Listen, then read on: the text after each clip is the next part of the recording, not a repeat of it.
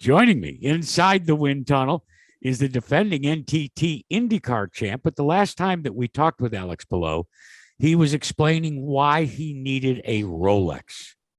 He got to compete in the Rolex 24, but Alex, you still got a watch, but not a Rolex. What happened?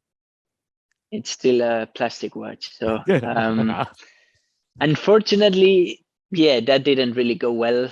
We had some issues. We couldn't really finish the race on the same amount of laps as the leader. We lost 40 laps during the night because of an issue. So yeah, very unfortunate, but a really good experience. That it was my first time doing a 24-hour race. Very challenging and really fun. I got to learn a lot from my teammates, from the team, and from the race itself. So yeah, we got the fastest lap and I think the track record. So that's a good thing.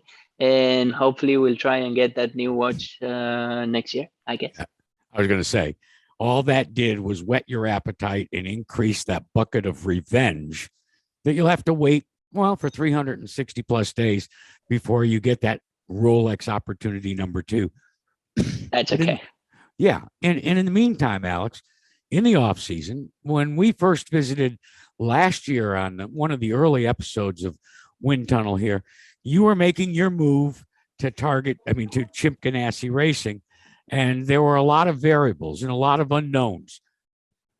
Now that you've had a full year under your belt, what was the biggest thing you learned about that dynamic inside CGR? I think the biggest thing I learned is the way they work here and the way the way they work. It's always tough for a new guy to get involved in a new team or a new company and know how they work and get together. But they made it quite easy for me.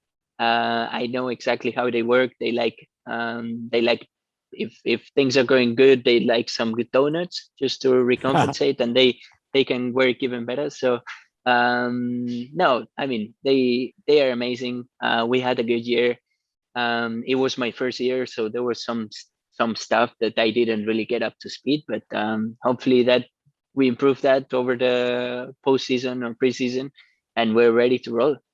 Yeah, the donuts.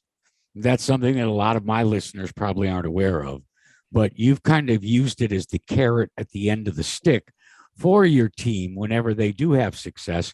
But what is the donut of choice on a week after maybe underachieving at the racetrack? Do you change up the recipe at all in terms of what you select? There's no donuts if things are going bad. Oh, really? No donuts? No donuts. Wow. No, that's for everybody. That's not only for them. That's also for me. So only donuts or good stuff when we have good results. But yeah, I really like the way we work here, especially with that number 10, Ricky in the car, having Julian as well. I still have probably 90% of the people I had last year. So yeah, we can still grow a lot and keep on working together.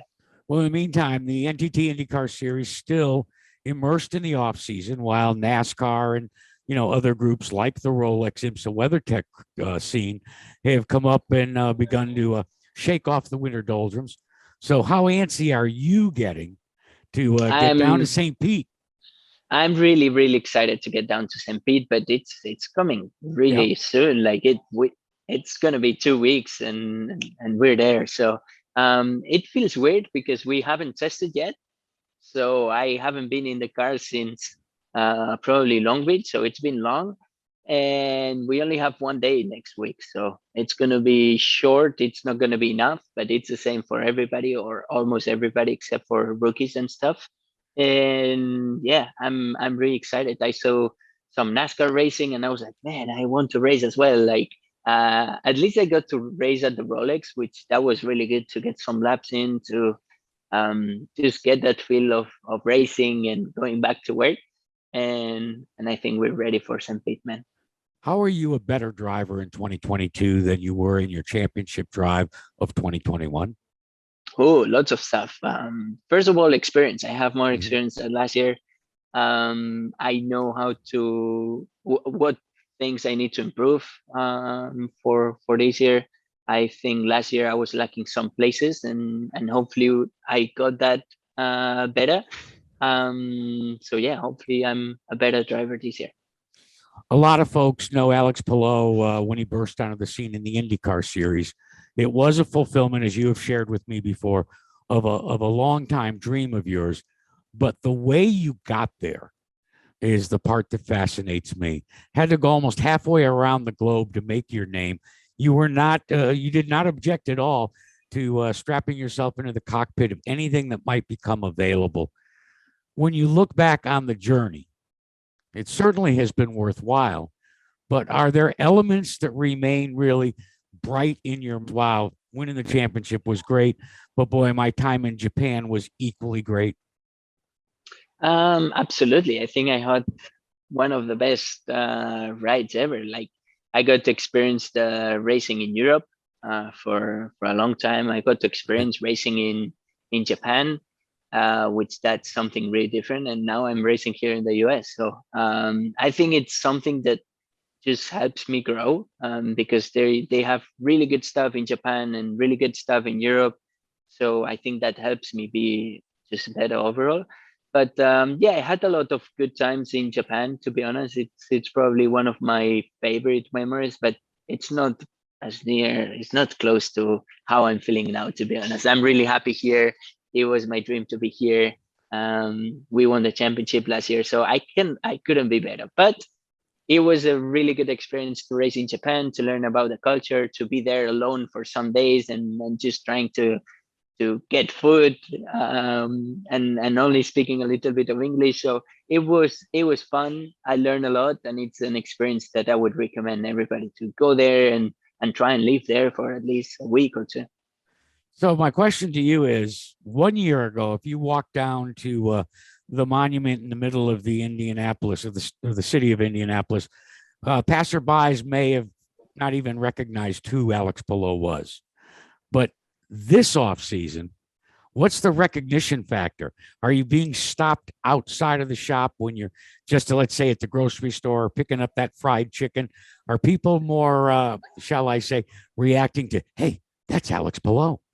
I'm just picking salads, rice, and just normal chicken now to get up to up to speed. But no, it's been more. Obviously, I already felt it. Obviously, around here in Indy, around the Rolex, but it's nothing crazy either. I'm not Jimmy Johnson. I'm not Scott Dixon. So um, I get quite a lot of more than last year, obviously, and 2 years ago. But we need to win some more so we get more recognition, man. That's what I like, a greedy race car driver. Alex, now that you're over at CGR, who's your go-to guy? Fellow driver. You alluded to two of your teammates. We add TK, Tony Kanaan, to the mix, etc. Who do you turn to when, shall I say, not that you're having self-doubts, but you looking for some additional mentoring? It depends, man. It depends a lot. The good thing is that I can choose. It depends on the situation. So I know if I'm at the speedway, I would go to probably the table where TK and Scott are. But this year we have Jimmy there also. So it's gonna be good. I don't know. To be honest, I rely on all of them. I rely on Dario as well. I rely on my engineer. So I don't have one person that I rely a lot. I rely a lot on all the tools I have around me, and it's been great. You mentioned going to Dario. While he's out of the cockpit, he has become pretty much the Rick Mears, as they say, that Team Penske's enjoyed as a shall I say, a driver coach. Now Dario's done the same thing for CGR over there. And he has been very complimentary, by the way, of you and the way you have polished your racecraft. What's the best lesson that you learned from that Scotsman? I'm not gonna tell you, man. Oh, you're You're gonna kidding post me. it? Obviously not. I'm not gonna tell you. Otherwise, more people will know, right? But yeah, I think having Dario, the ability he has he's been a driver for so many Yeah. years, a really good driver. But now he also can see everything from outside, and he has sometimes he knows exactly what I need from the car, and he can tell exactly the engineer what I need. So it's amazing to have him on the team, and I'm never gonna tell you what he tells me. So Wow. yeah, Wow. And I'm sorry. We are friends, but I was going to say, man, I thought we were friends. we are. But you're gonna post this, right? Or are you gonna keep it for you? You're gonna post it. I have to post it. That's what I I do. know. Yeah. I know. And I know that you're really good friends with TK as well. He's still gonna try and beat me at the Indy 500. I think he's really strong, and you would tell him. So I don't want anybody to know. All right. My secrets are my secrets, man. That's fair enough. Let's forget about secrets before I let you go. During the off season, the championship celebration, all that goes into that, and you emerging as a leader, not only at CGR but within the IndyCar industry. Tell me the one guilty pleasure type thing, be it a purchase, whatever it may have been in the off season that you treated yourself to as the NTT IndyCar champion. To be honest, I have to say nothing. Probably. Come on, you can't be that dull of a guy. You had to do something. You had to go buy something that was outrageous. No, well, I bought the motorhome, but that was not because of the winning the championship. That was because I didn't have one. But yeah, but I'll have a new motorhome this year, which that's cool. But apart of that, nothing, man. Yeah, I don't need much. I have my family. I went on vacation, but that was more because of, yeah, because we needed a vacation, not because of winning the championship. So I think I didn't change anything. Well, looking forward to getting the Cook's tour of that new motor coach that you purchased. I think we could throw that in because while it was a necessity, because you didn't have one, now you've got home right there at every racetrack where you can go inside with Dario and continue to share some secrets. How about that? Obviously, 100%. Alec, as always, it's great to catch up with you. Good luck as we kick off the season at the St. Pete Grand Prix, and hopefully we're going to have more of those winner chicken dinners. Thanks Absolutely, for joining me. I can't wait for that. Thank you so much for having me once again. See ya.